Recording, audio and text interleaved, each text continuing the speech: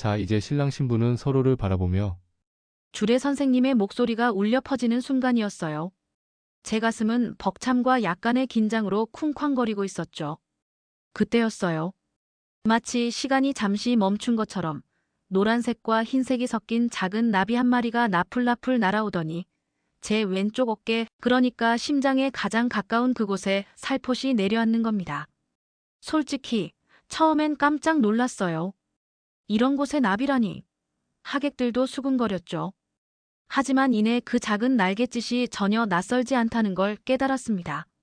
아니, 정확히 말하면 이건 기적이었습니다. 그 순간 제 머릿속은 수십 년의 시간을 거슬러 올라갔고 저는 다시 아주 작은 소녀, 나비로 불리던 시절로 돌아가고 말았으니까요. 저희 엄마와 아빠는 그야말로 열정적으로 사랑했던 연인이었다고 해요. 같은 대학 캠퍼스에서 만나 세상 모든 걸 다 가진 사람들처럼 서로에게 빠져들었답니다. 아빠가 엄마를 바라보는 눈빛은 제가 지금 거울 속 제 신랑을 보는 눈빛보다도 더 깊었을 거예요. 하지만 그 열정적인 사랑의 시간은 너무나 짧았습니다. 제가 이 세상에 태어난 기쁨도 채 만끽하기 전에 엄마는 갑작스럽게 하늘나라로 가셨죠. 어린 저는 엄마의 존재 자체를 기억할 수 없었지만 아빠의 긴 그림자는 생생히 기억합니다. 아빠는 한동안 정말이지 산송장처럼 지내셨어요. 사랑했던 사람이 옆에 없다는 상실감은 남아있는 사람의 숨통을 끊어놓을 만큼 고통스러운 거였겠죠. 제가 갓난아기였으니 그 상실감이 얼마나 막막했을지 감히 상상도 못하겠습니다. 그런데 아빠는 어느 순간 힘겹게 몸을 일으켰습니다. 그 원동력은 바로 저였죠. 저를 지키겠다는, 아니, 엄마와의 약속을 지키겠다는 의지였어요. 우리 나비 잘 키워줘. 하늘에서 다 볼 거야. 이게 엄마가 아빠에게 남긴 마지막 부탁이었습니다. 그래서 아빠는 저를 나비라고 불렀어요. 진짜 이름이 있었지만 아빠는 습관처럼 사랑스럽다는 듯이 그 단어를 속삭였죠. 그 말 속에는 저를 향한 사랑뿐 아니라 영원히 닿을 수 없는 엄마를 향한 그리움, 그리고 반드시 약속을 지키겠다는 다짐이 복잡하게 얽혀 있었습니다. 아빠는 정말 최선을 다했습니다. 제가 외로움을 느끼지 않도록 세상 그 누구보다 귀하게 자라게 해줬어요. 고된 건설 현장에서 일하면서도 단 한 번도 저에게 힘든 내색을 하지 않았습니다. 저는 아빠의 전부였고 아빠는 저를 키우는 것을 곧 엄마를 향한 사랑의 증명이라 여겼을 겁니다. 그렇게 아빠와 저는 단둘이 세상의 모든 고난을 이겨내며 살았습니다.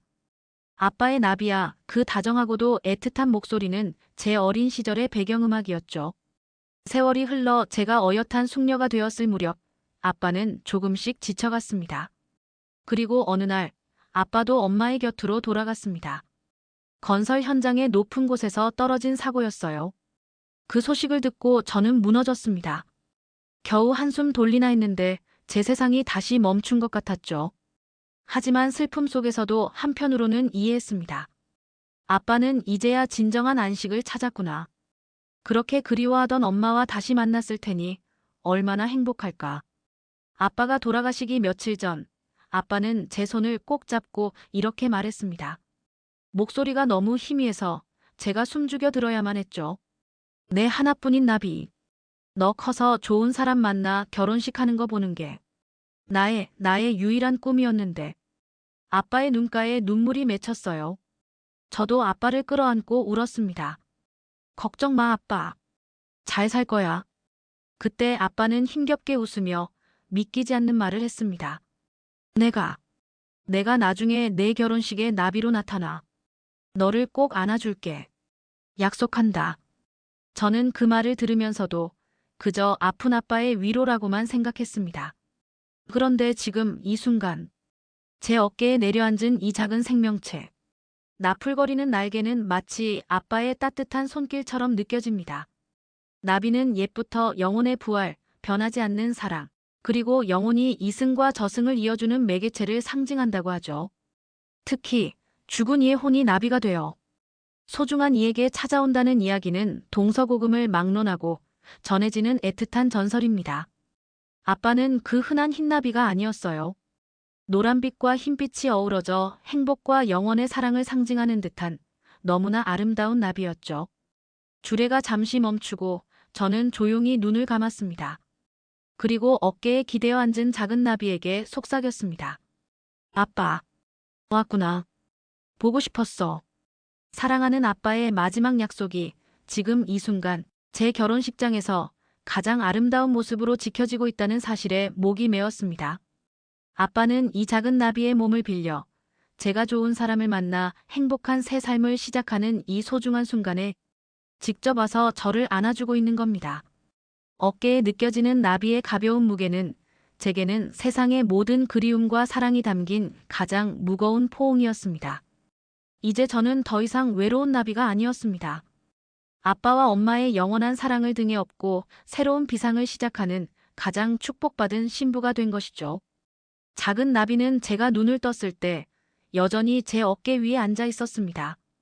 주례 선생님이 다시 말을 잇자 나비는 마치 임무를 완수했다는 듯이 아주 가볍게 공중으로 날아올랐습니다. 그리고는 홀을 한 바퀴 마치 축복의 춤을 추듯이 돌더니 환한 빛이 쏟아지는 창밖으로 사라졌습니다. 엄마가 계신 하늘로 다시 아빠의 품으로 돌아간 것이겠죠.